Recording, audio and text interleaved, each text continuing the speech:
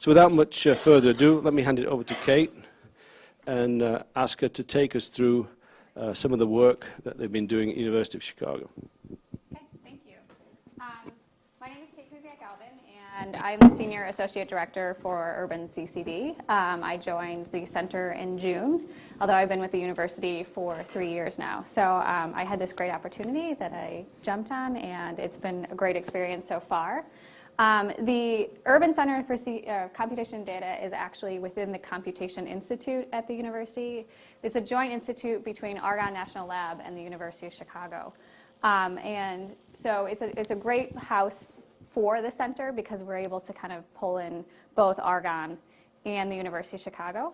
And it actually, we are only about 18 months old as a center, so we're still very much so in startup phase, but have some great projects going along, and I have to give a lot of credit to the MacArthur Foundation for allowing us to get this all started.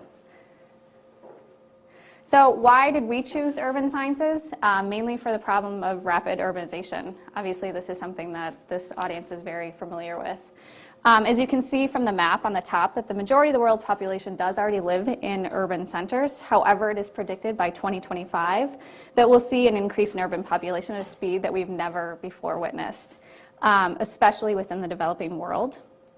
Just you can see in 14 short years, the number of urban centers of 10 million people or more will increase from 22 to 35.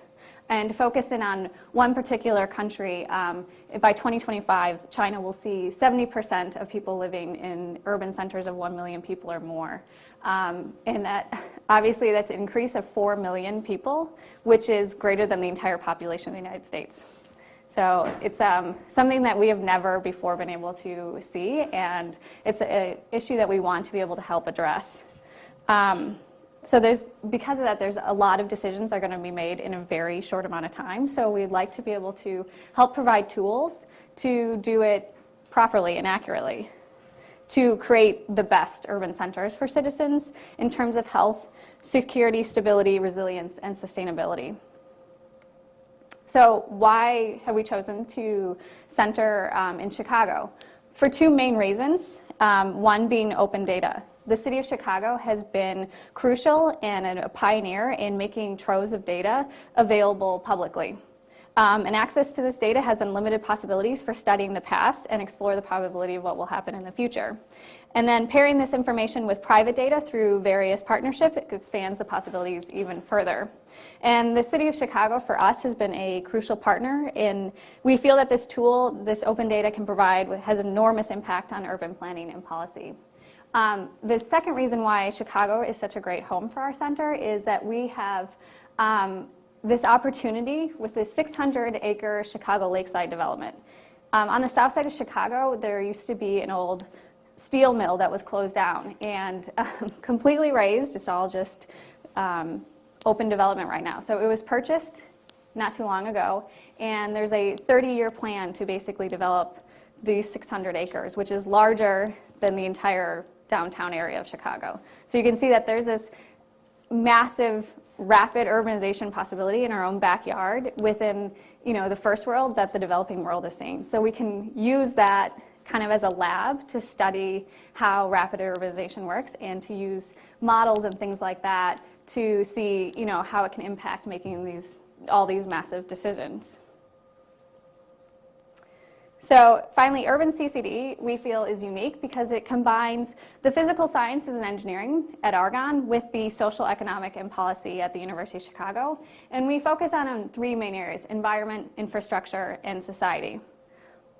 And then we focus on those areas through modeling. One example is in partnership with the Lakeside Development, we have started this, what we're calling the Lake Sim project.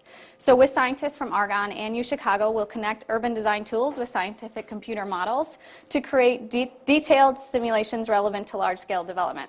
Lake Sim will also allow partners and developers to explore a wider range of decisions more quickly without the lengthy periods of reanalysis currently required for each aspect. So what could be done in maybe 2 or 3 months, we're hoping can now be done in a few hours. An urban planner would make changes to their plans triggering execution of computation models that rapidly predict the effects of those adjustments and across multiple complex systems such as energy supply, stormwater management, transportation. And then this reduces, as I said, the analysis time greatly. Another thing that we're looking at is data analytics. This summer, we had 39 fellows from all across the globe come together in Chicago. That was also 39 fellows from 550 applicants with only a 2-week period of time. So we were really pleased with the amount of attention that this project or this program got in such a short amount of time. So they converged in Chicago for what we call the Data Science for Social Good Fellowship Program. So it was run by the chief data scientist of the Obama campaign, Raed Ghani, and then we partnered with government organizations and nonprofit companies to address real-world problems, improving city services, to predicting the best use for owned foreclosures and abandoned homes, to using electronic medical records to better understand patients and improve their health care. Next is sensing. So sensing is a personal favorite of the directors, Charlie Catlitz.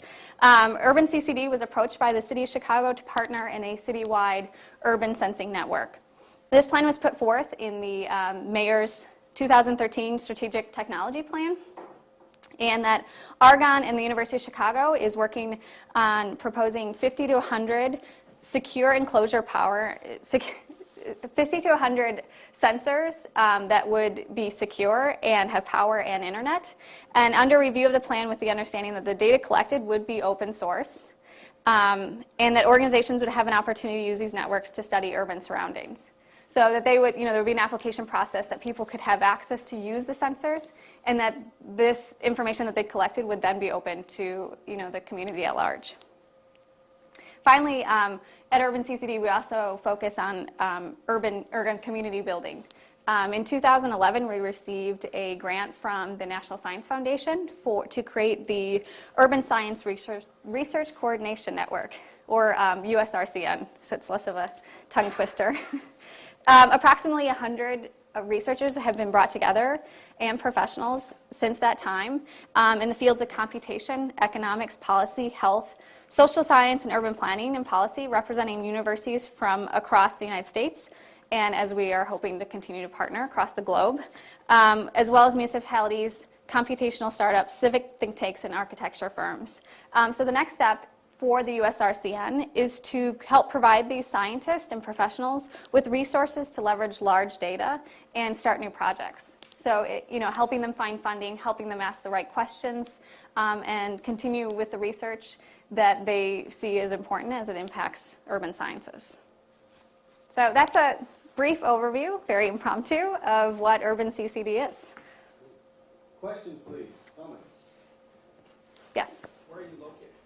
Are you on campus or do you have another office? So we are located a little bit of everywhere within Chicago. We do have some area on the campus at the University of Chicago. Also, Charlie has an office at Argonne.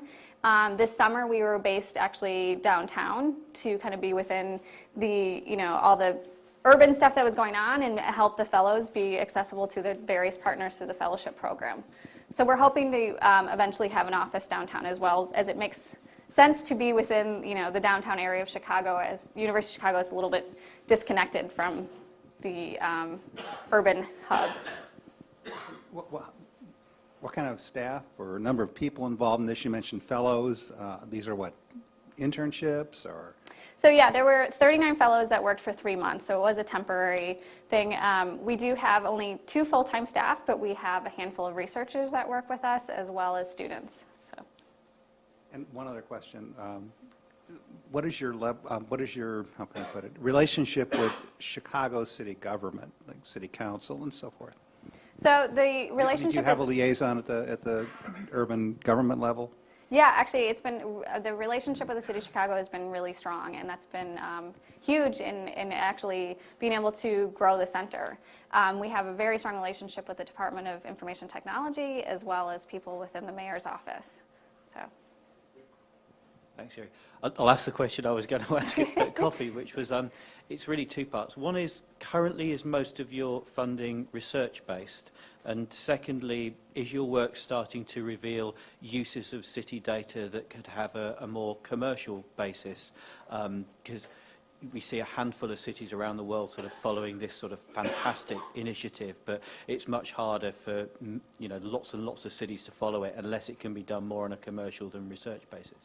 Sure. I think one great example of that, we just received funding from the National Science Foundation under what they call an EAGER grant, which is kind of like a small amount of money to do some startup and prototyping. And this is in relationship to what the city of Chicago has called their open data portal, and in partnership, which is they're calling Windy Grid. So it's kind of creating, which Windy Grid is the private facing, and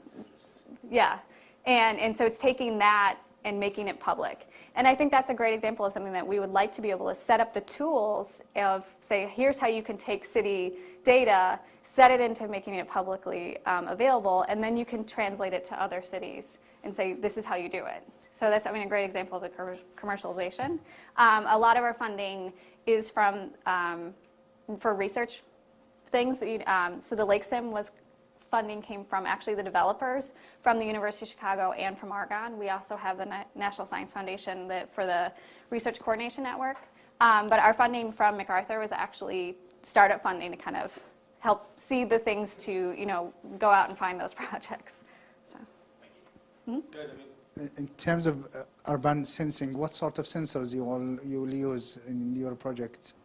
What are the specific type of sensors? Yeah, what sort of information and what sort of sensors? So it's not just environmental. I think it's more than that. So you're kind of expanding beyond my scientific know-how.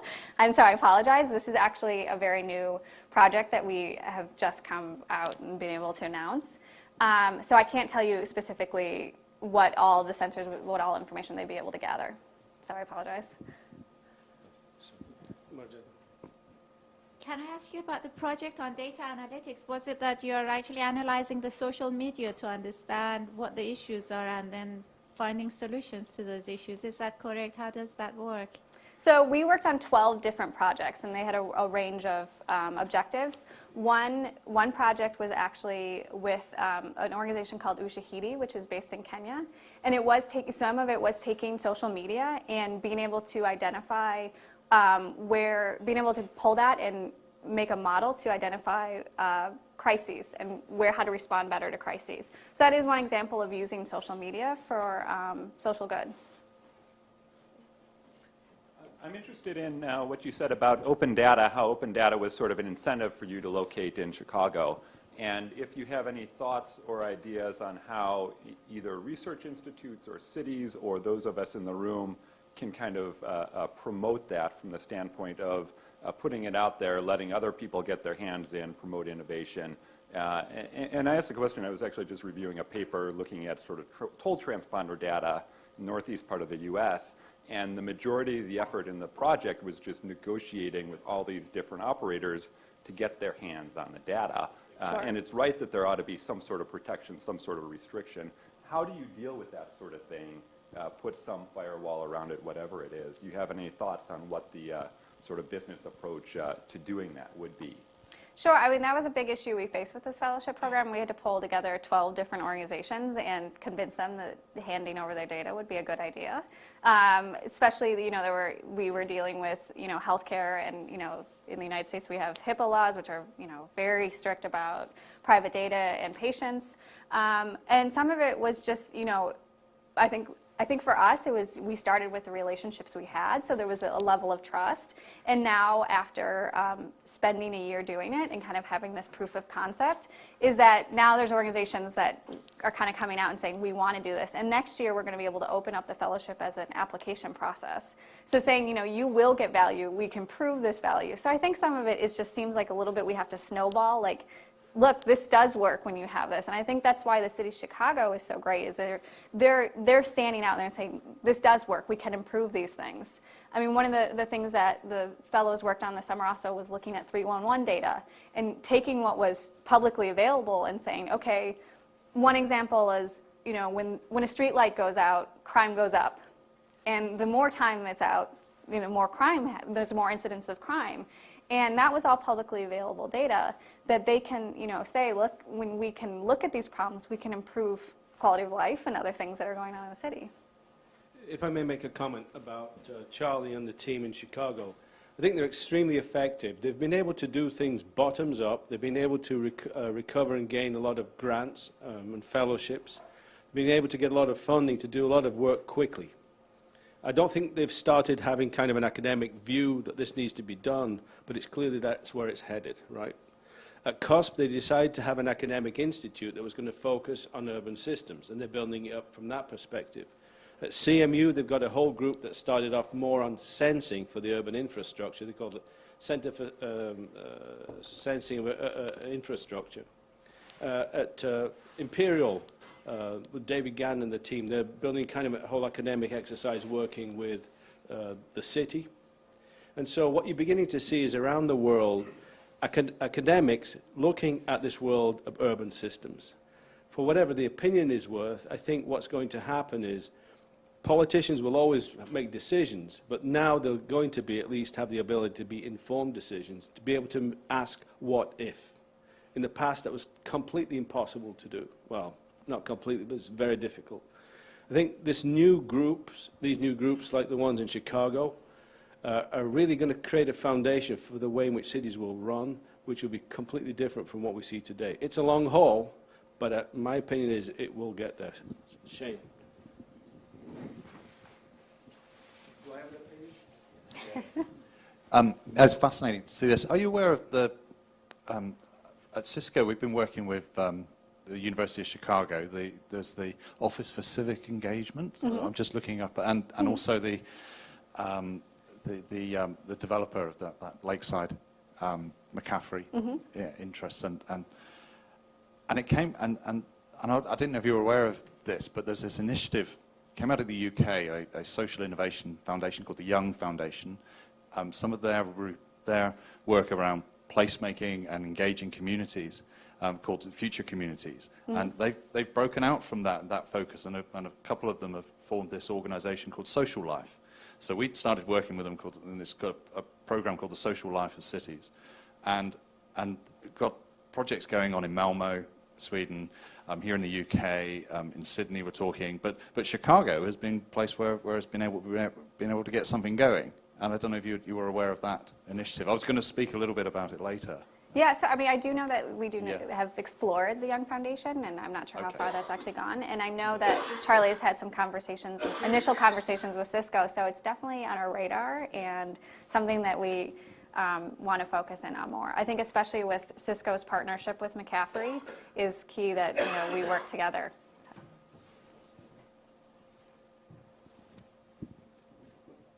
Okay, thanks very much. Yeah, thank you so much for Well giving done. me 10 minutes of your time.